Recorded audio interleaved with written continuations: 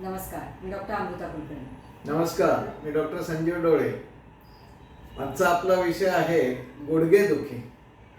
गुडघेदुखी आणि होमिओपॅथिक उपचार पद्धती. मित्रांनो, जवळजवळ 10 पैकी 7 व्यक्तींमध्ये साधारण 50 नंतर गुडघेदुखीची समस्या जी आहे ती आपल्याला आढळून येते. तर आज आपण गुडघेदुखी इन जनरल आणि त्याच्यावरती होमिओपॅथीमध्ये आपण काय करू शकतो याविषयी थोडीशी माहिती आपणास देणार आहोत. अमृता कुलकर्णी त्याबद्दल माहिती आता सुरू करतील, सांगतील.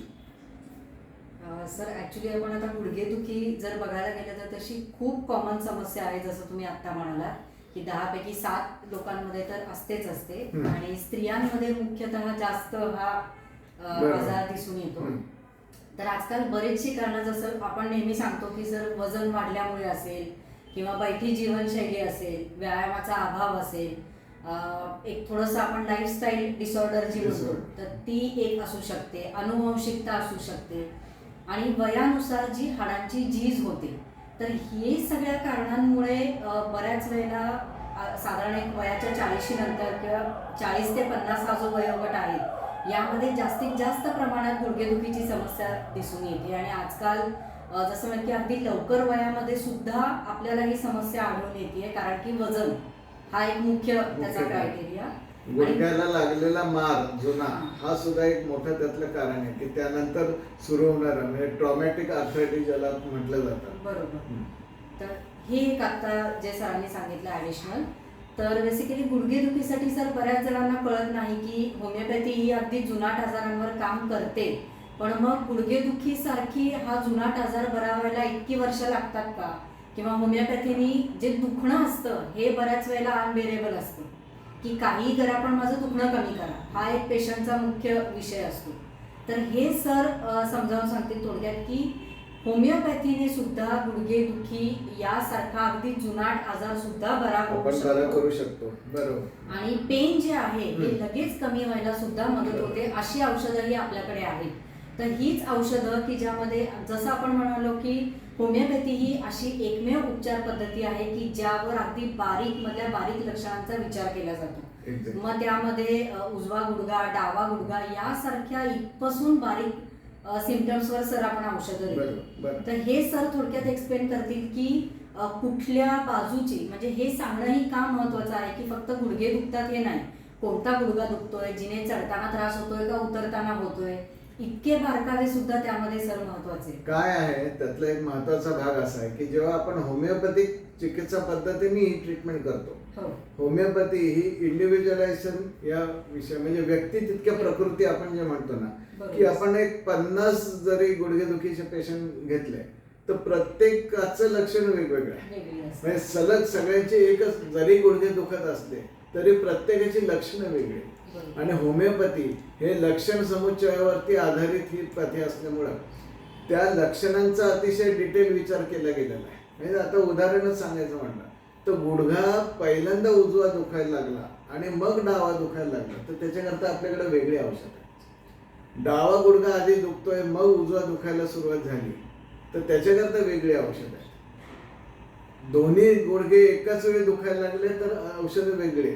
जिना चढताना गुडघा दुखायला दुखतो तर त्याला वेगळं औषध आहे. जिना उतरताना जास्त दुखतो त्याला वेगळं औषध आहे. हे त्यामुळं ही लक्षणांचा एकत्रित विचार करून आणि पेशंटाचं होऊन त्याची मानसिक लक्षणं, त्याची शारीरिक लक्षणं, गुडघा दुखी व्यतिरिक्त आणखी काही त्याची लक्षणं आहेत का, काही पोटाचं लक्षण आहे का, स्त्रियांमध्ये काही पाळीच्या तक्रारी आहेत का, मेनोपॉझल काही सिम्पटम्स आहेत का, ह्या सगळ्या गोष्टींचा विचार करून आपल्याला त्याच्यावरती औषध योजना करायला लागतील.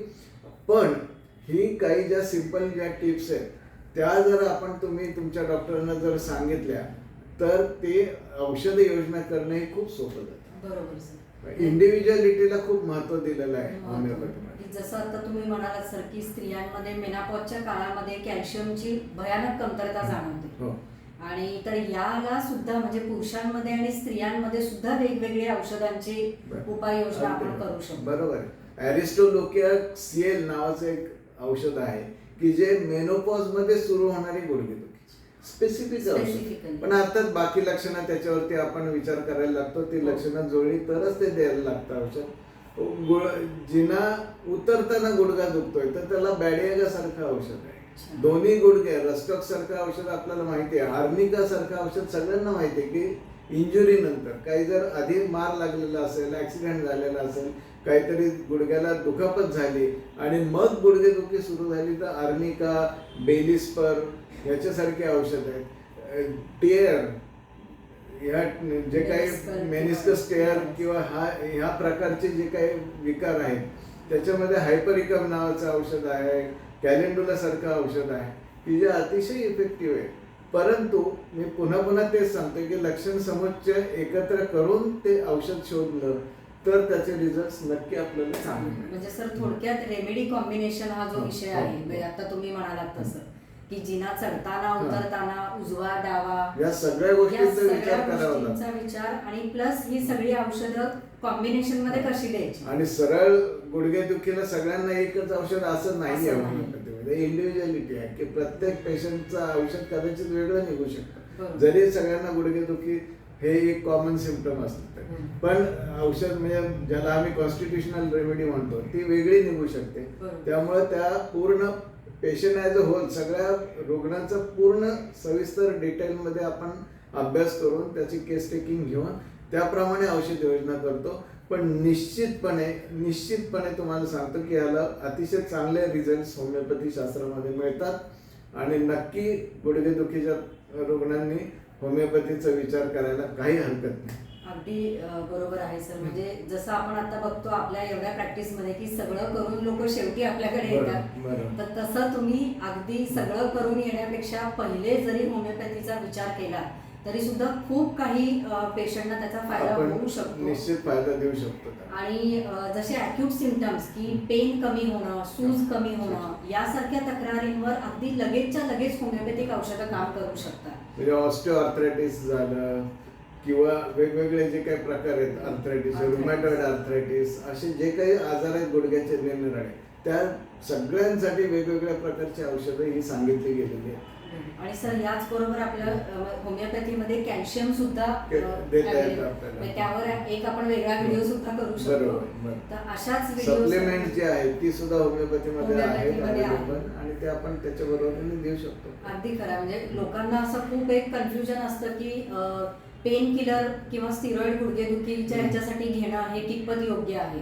तर हा एक वेगळी पॅथी अशी आहे की ज्यामध्ये तुम्हाला कोणतेही साईड इफेक्ट नाही आणि तरी सुद्धा तुमचे सिम्पटम्स अगदी लवकरात लवकर बरे होऊ शकतात निश्चितपणे. तर हा आजचा विषय होता आणि आय होप की तुम्हाला सर्वांना सरांनी जे अगदी बारीकातले बारीक सगळं त्यामधले मेडिसिन्स किंवा त्यामधली लक्षणं सांगितली तर यावरून तुम्ही नक्की होमिओपॅथीचा विचार कराल ही अपेक्षा आहे. आणि अशाच व्हिडिओसाठी चॅनल सबस्क्राईब करायला विसरू नका आणि तुम्हाला होमिओपॅथीबद्दल सगळी माहिती ही आपल्या चॅनलवर मिळेल. त्यामुळे व्हिडिओ लाईक करा, शेअर करा आणि सबस्क्राईब करा. धन्यवाद.